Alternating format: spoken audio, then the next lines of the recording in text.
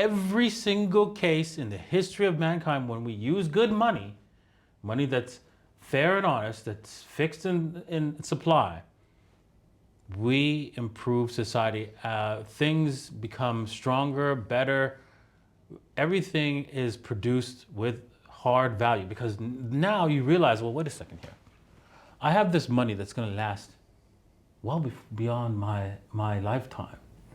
And I want something to be produced that lives well beyond my lifetime. Guys, welcome back to the channel from Moscow with the one and only Davinci. How are you doing today, man? All right, I'm in the pipe 5x5 in Moscow. Wow. It's incredible, hey? Mm-hmm. It's not your first time here, though. Exactly. I was here when Bitcoin was 8,000. Not by year, by my Bitcoin price. And now it's 10x since then. And a lot of happy Russians here to see me. Yeah, I've seen, it is always like this, but specifically in Moscow, everywhere, right? Crazy. Yeah. I know. It's just absolutely insane how many people are coming up to me, like more than normal. I mean, I'm not surprised. After all, you are Davinci, but it's crazy how, literally, in the conference, okay, I was expecting it, but even outside of the conference, hotels, restaurant, city center, everywhere. Exactly. Crazy. Absolutely insane. So it's my first time in Moscow. Hopefully the next time is going to be another 10x. Yeah, exactly. Right? We're going to make another video from now, maybe in a few years, and it's going to be $1 million. That would be sweet. But I wanted to ask you, imagine you would go in the market today. What would you do? Well, it depends on where you are financially, right? Because everybody has different financial goals from where they are. So let's just say if you only have $1,000, right? You're a student and you want to, throw some money at the crypto space and gamble a little bit. I think if you're young and you're just coming out of school or going into the labor market, it's okay to do the meme coins, but just remember, there's a high probability of loss, and if you do take a loss, you're just gonna have to suck it up, buttercup, and and continue and try again, right? So that's just the way it is, right? So, but the key thing, if you got the $1,000, just don't throw it all in one meme coin, right? I know it sounds, you want the big win tomorrow, but that's only going to screw you over if you do that. If you bet it all on black, chances are black's not going to show up. So yeah, that's what I wouldn't do that. Now, if you're in the later on in life, or you've gotten a little bit of assets together, I think Bitcoin is the first thing you should be buying and nothing else. And then, putting a small amount into the meme coins if you're like, okay, well, you know what, my savings is like 10,000 to anywhere from 10,000 to 100,000, right? So I think Bitcoin should be your primary go-to asset for your savings, you continue your savings for, but then maybe you'd throw in $500 on the meme coins. Yeah, that makes sense. We have been degenning a little bit. Just a little bit. In the past few days, we've been buying some memes, but like Davinci is saying, responsibly, right? Yeah, exactly. So you take a small amount, and by the way, if you go in crazy into meme coins, most of them won't have the liquidity for you to sell. Exactly. So you're going to be trapped into the meme anyway. Exactly. Specifically the low cap. So the best play is to stay agile, put a little bit here, a little bit there, 20, 50, even $100, a couple of Solana on top. And when they double, you sell half. Exactly. Right? You sell half when it doubles. And if it doubles again, sell half again. And then you could keep the rest to see if it moonbags, like to $1 billion market cap. Exactly. And would you still recommend, because you were saying the other day in the speech at the conference, really well said, that if you don't want to be a degen entirely, you can just buy Solana, because what happens is when people are buying meme coins, they are taking profit on the mother chain. Most of them are on Solana, so it makes sense. Instead of going and just gambling on some random cat to the moon token, you can simply buy Solana, because this is where most of the people are taking profit. A lot of projects lock up Solana, right? So for example, to create the meme, for actually providing liquidity, it's based in Solana. So effectively, all these memes that are being created, thousands per day, are locking up Solana every single day. And they're locking up the Solana by the hundreds of thousands of dollars. So, hello. I mean, to be honest, it's been extremely funny. You know, in between like breakfast or lunch or dinners or in between that moments, we've been degenning into memes with, I guess, a decent amount of luck. Yeah, we've gotten extremely lucky. Yes. So far. There were a few losses, quite a Yeah. few losses, but you know, it is what it is. It's the meme coins, right? So we took some losses and we took some big wins. Yeah, exactly. I mean, at what point would you recommend to, if at some point, taking some of those profits into Solana, into Bitcoin? What would be the formula? Oh, interesting. Well, I would say that you should actually hold on to your Solana until near the end of the market and then move into Bitcoin. Why is that? Because Solana is going to outperform Bitcoin. Now, you're thinking, oh my God, I'm going to be buying Bitcoin at the top. So, you're Michael Saylor. You don't care. There's no top. There is no top.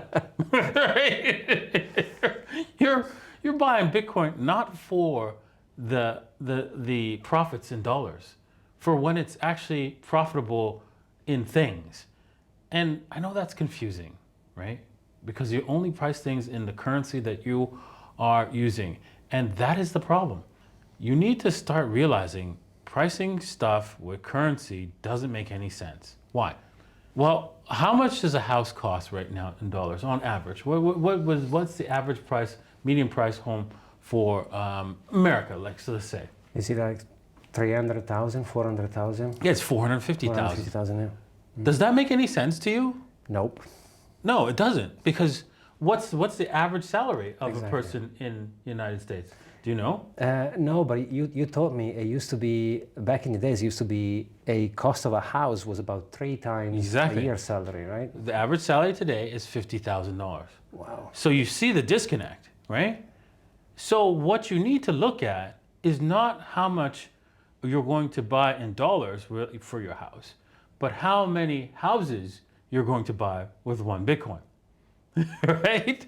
And that is a key thing to understand, because what we're going to see is Bitcoin will be able to buy you a massive mansion, massive, with one Bitcoin, right?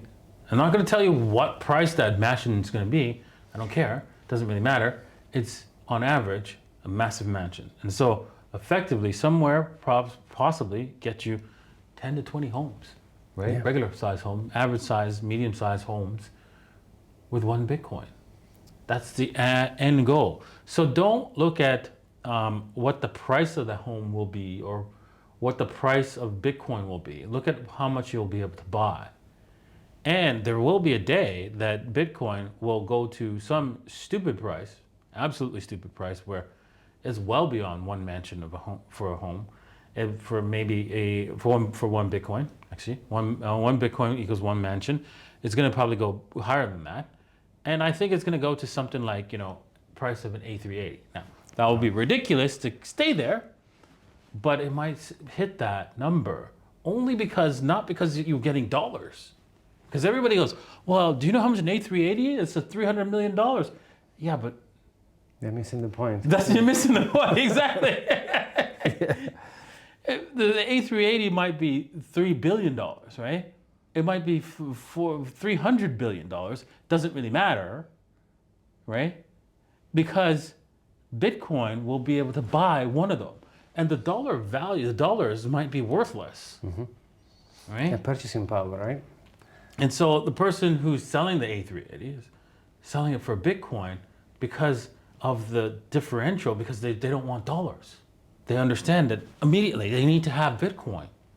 And so that will happen, right? And so maybe they might, oh, well, I could sell that Bitcoin to pay off some debt or in dollars or something like that, whatever the situation is. I don't know what it will be exactly, but there will be some crazy valuation for Bitcoin in the future. And that's why I think you should not be afraid to buy the top with your Solana, Yeah. right? When Solana is like, you know, at $1,000 $1,000. or, you know, $1,200 or something like that, or something crazy, because it's going to go crazy. I think so. What's interesting for me is the value of things which is going to improve, because at some point Bitcoin is going up, right? 50% compound every year on average, but it's going to be going up much more in the bull market, right? Yeah, yeah. So let's call it 50% a year on average, even though it's going to be more. But what's interesting is then, well, at some point, someone will have to convince you and me and all of you guys having Bitcoin to exchange our asset for something else. So we will only do it if whatever we are purchasing is valuable. Handcrafted, super rare, whatever it might be. So the overall society should start producing more. It does in every single case in the history of mankind. I want you to understand that. Every single case in the history of mankind, when we use good money, money that's fair and honest, that's fixed in supply, we improve society. Things become stronger, better. Everything is produced with hard value, because now you realize, well, wait a second here. I have this money that's going to last well beyond my lifetime. Yeah. And I want something to be produced that lives well beyond my lifetime. So if you want this money, You have to convince me to sell it. Yeah. you're going to have to work and produce something that's going to last beyond my lifetime. Gotcha? And guess what? There is only 21 million. Actually, I don't believe that, because 21 million is the cap. But first of all, some have been lost forever, and others are not going to be sold. Because, for example, me and Davinci, we're not going to exchange ours anyway. There is a percentage of my Bitcoin that I decided is going to be my contribution to the Satoshi chain. So I will take him to the grave. By making it more scarce, I'm going to make the rest more valuable. Exactly. It's my donation to the chain. So those I'm not selling. There's only, let's call it, I don't know, 15 million, maybe 16 million.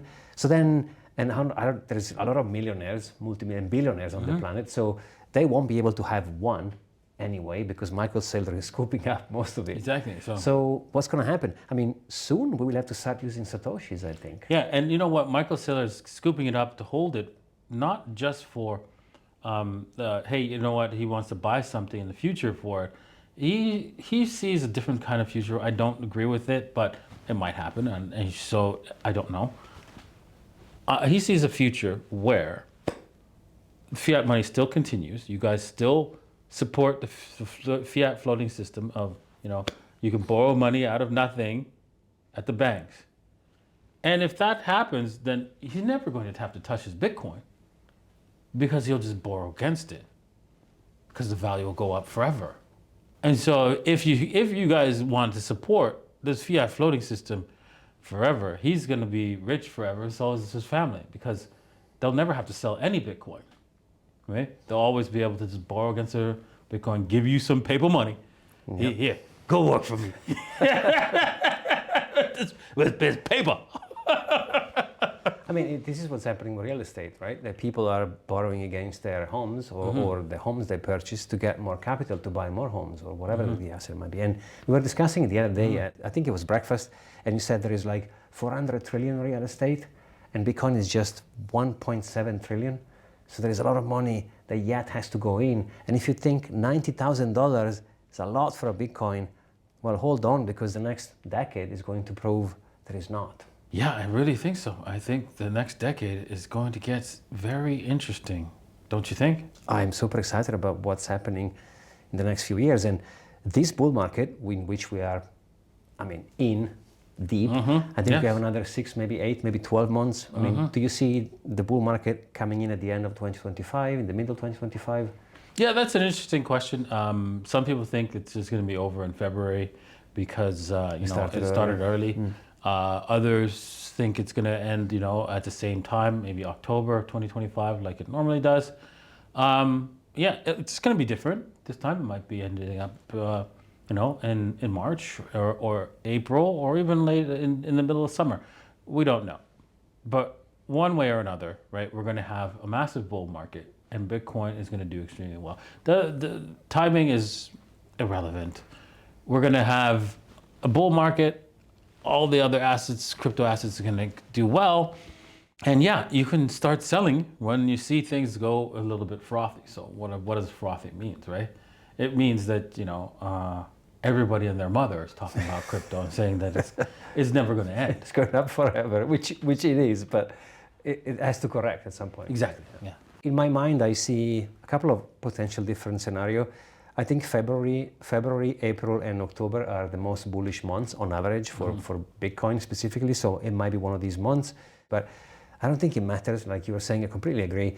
If your time frame is long enough, the best thing you can possibly do, not financial advice, is to accumulate hard this asset and forget you have it for at least a couple of cycles. Exactly. Right? Then you do the math. Because if today we're sitting at 90,000, we're going up to, I don't know, $250,000, 250, whatever it might be, to correct down again to where we are now, in 4, 8, 12 years, I think if you were purchased consistently every month, you'll be very happy you've done so. Yeah, the brain dead, simplest thing to do is to buy it and hold it, but it's also the hardest thing to do because here's why. There's going to be emergencies. There's going to be a problem, right? The family problem that you feel that you need to spend this money on whatever it is, right? You pay the rent, whatever you think is necessary at the time. If you can pretend that money's not there and find another way, you will see wealth beyond your imagination. If you can handle that, that's the key. That's the key thing to do. That is the difficult part of holding Bitcoin. It's not just the holding it, right? And then of course there's the temptation because you want the latest Mac, the latest iPhone. That's always a temptation, of course. But the real test is when you can hold it in an emergency. I agree. And if you can manage to do 10 or 12 years by living, I mean, we're not saying not to eat or not to buy things, but if you can afford whatever it might be every month, every week, a little bit, you just put it into Bitcoin for 10 years, I think you'll be extremely happy because I don't see any other way to be wealthy in the future, which is, I mean, think about pensions and all these investments and all these things. I don't believe in any of those. Yeah, it doesn't me either. So what do we have left? Well, I think Bitcoin is going to attract a lot of more investors. Think about the ETF. ETF flowing in has been absolute bananas. So I don't know, I wanted to ask you, do you still believe we could see a super cycle? Because ETFs have been going nuts. This round could be a super cycle. We don't know. Because now we have everyone in the industry has access to Bitcoin. And we know for a fact, right, because at first I didn't believe that they were holding on to the ETFs, buying up the Bitcoin to hold in the ETFs, but I verified it. I found the data that points that they do have the addresses, they do have the Bitcoins in these addresses. And I was quite surprised, actually, very surprised. Should have been that way from the very beginning, but it wasn't always that way. And now you could see it, how much BlackRock has, how much, iBit shares, all the different ones out there, how much they have, every single one. I just randomly went through. I was quite surprised. And so all that's going in, all that liquidity, cash liquidity can go into Bitcoin very fast. So we could easily see a super cycle into Bitcoin. Now, keep in mind, this is all controlled by government, so at any point in time, the government could press a button and say, "No more buying." Okay, we have to do like what's it called, a circuit breaker on the way up, right? Because now you're destroying the dollar, so it's effectively a circuit breaker for the Bitcoin, for the dollar going down, right? So there's circuit breakers for a stock market, right? As you know, where if the market jumps more than, I think it was like 5% in one day, they shut it off. Wow. And if it does it again, they shut it off permanently for the rest of the day. So you can imagine that happening to the dollar, right? The dollar drops more than 5% in a day. Well, no more trading of anything. So make sure, you get your Bitcoin, take possession of it, take possession of your USDT, right? So that you can actually continue to trade some dollars, but they can control that as well, unfortunately. The USDT or USDC, it is controllable. But yeah, make sure you take possession of other assets that you can actually liquidate quickly into other cryptos. So for example, Ethereum or Solana or whatever, you could actually liquidate into, what's it called? Wrapped Bitcoin, wrapped Ethereum wrapped, whatever, right? Whatever you like. You could get it in gold, even wrapped gold or something like that. But I wouldn't recommend these things because a third party is holding on to it, and the third party could actually be stopped by the government. Some of the people I've been talking to, been chatting to on the podcast, they are saying, we've seen a couple of cycles before, we've done a few cycles already, and there's going to be a point where we're going to drop down 50%, 60%. So I'm going to be, quote, clever, and I'm going to play the market. I would say be careful, because this time, for the first time, we have a Bitcoin president, we could say, which is bullish on Bitcoin. If they are going to say at some point that they want to have a strategic reserve for the United States of America, well, first of all, like you said, they will buy first, right? And they'll announce it after. So first we buy, and then we say, by the way, from now on, the United States will have a reserve. I've seen things this morning about Cynthia Lummis saying they want to sell gold they have to buy Bitcoin. If things like these are happening, we will see countries, Europe, FOMOing into this thing, because they now think, okay, wait, now the US is behind this. We need to have something, a little bit of percentage. We already have seen in Salvador and other places. So then at that point, are you going to wait until it drops 50%? I mean, that's not going to happen. So you see Saudi Arabia wake up one day, they'll flow in billions of dollars. It's possible. So careful in trying to play the market, because timing the market is really hard. But if you do, like Davinci suggested, DCA in for a couple of cycles, I think you'll be winning. Yeah, I think the government, the selling of the gold is a little bit of a joke, right? But there's better ways to deal with that. Let's just say if you're a government, you could lease the gold And borrow against. and borrow against the lease payments, right? You could hold the gold in the vault for them, and then And buy Bitcoin with the money. exactly with the borrowed money from the Federal Reserve, which they control, and so they could actually make the payments with that lease payments, right? And of course that's all BS, but they can always it's just a shuffling around of money. So it's that's the way they can go out about it, right? So, and then you get to keep both basically, because it's, They have the gold, and they have the money, and they have the Bitcoin. So, yeah. it's very much possible. So That's why the best thing you can possibly do, no financial advice, which is stack sats, right? Yeah, yes, exactly. Just stack sats. Oh, you know what? I think there's a keyboard warrior. I feel it right now. Saying, I don't see how it's possible that the A380 will be able to buy. You'll be able to buy an A380 with one Bitcoin. And I'm like, yeah, but it will only be a short-term thing, and it'll never get back to that price. Okay, it will be bloop, just like every single bubble that we've had in the history of mankind. I think this is going to be one of those big bubbles where we're going to see valuations that are absolutely astronomical, only because once the masses who don't understand Bitcoin are finally mansplained by the mainstream media, whatever zombie company that's got them by the brains, says, you do understand how economics works with supply and demand. There's a fixed supply of Bitcoin. There is no more than 21 million, and most of it has been lost, right? So if you buy this asset, you're having exact percentage of the 21 million. There's no one's going to be able to, create more and then inflate you out. So effectively, you'll be wealthy all the way into the future. And on top of that, you could transfer it to anyone in the world. And on top of that, you can go anywhere in the world and no one knows you have it. When the media is telling them this, all at once, every single media, you see the stampede, right? Yeah. I mean, imagine you are a billionaire or even a multimillionaire, and you want to change country, and you have gold, a bunch of cash, properties, cars, watches. I mean, how do you do it? You have to, you can sell a bunch of these, but selling properties is not as simple. It's not liquid. You have to find a buyer and paperwork and, lawyers. It takes forever. A Bitcoin, liquid. Exactly. You take it in your pocket. You just need to remember 12 words. Exactly. Goes cross-border.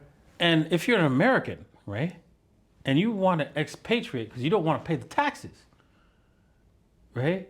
You're like, okay, how do I do that? Because they want me to. I liquidated everything and I put it all in Bitcoin. But if I show up somewhere else with all my Bitcoin, this is going to look bad, right? Yeah, you're right. they're gonna come after you and sue you. You're absolutely right. But what you could do, and I'm not saying that you should. It's an option. I'm not saying that. But what you could do is like put it all in Bitcoin. They don't know you have it, right? Then when you leave and you expatriate, well, all of a sudden you can like place a bet somewhere on some poly markets or some crypto, Casino, currency, whatever, or create a meme coin, and then buy up the meme coin or buy and then pump it up and go, oh, look at that, I sell everything and then That's the money. I'm rich now after I left the country. Who knew? It's lucky. So lucky. And or if they ask, you could go fishing and you could have a boat accident. It's like, I've lost my Bitcoin. I honestly don't remember the password. Right? Yeah, that too. But they will. But you need to, find. exactly. If it moves, right, then you Yeah. know they'll know. But if you, if they don't know you have it, because there's ways to get Bitcoin without the government knowing. There you have it. There it is, right? You could actually, launder your own money. I mean, this is why it's why casino were invented, right? Like people go to gamble and they say, well, I double my money. That's where the money coming from. And it's only fair because you know what? Here's the thing. If you sell all your assets in the United States, you get taxed on it. Then if you want to leave, right? You want to get, there's another 50% tax on that? Yeah. Come on, man. I know. What's wrong with you? It's crazy. In the UK, inheritance tax is 40%. So let's say I go to work for my entire life. I pay 50% of taxes because over £100,000 is 50%. Then with the 50% I have left, I buy a property, which I pay for 30 years, the mortgage. And when I die, my son and or my daughter, they have to pay 40%. So it's crazy. That's why places like Dubai are becoming attractive because people are going to ease on taxes. It's not going to be forever, I don't think, but there's going to be the next Dubai, right? Exactly. And I think you have to think about who's treating you best, and you should decide to go and live where they are treating you best. If you live into a country and they're not treating you well enough, well, move, right? That's it. I mean, it's hard, of course, but life's hard. Suck it up, Buttercup. Exactly. Davinci, you are a legend. Thank you so much. Cheers, man. Guys, remember to smash up the like button. Of course, in the comments down below, I will link Davinci's channel, even though you already know. But if you haven't subscribed yet, do so, because Davinci has an amazing channel. And yeah, thank you so much, man. We're going to go explore Moscow. Let's do it. Yeah, and we're going to see you guys on the next one. Peace.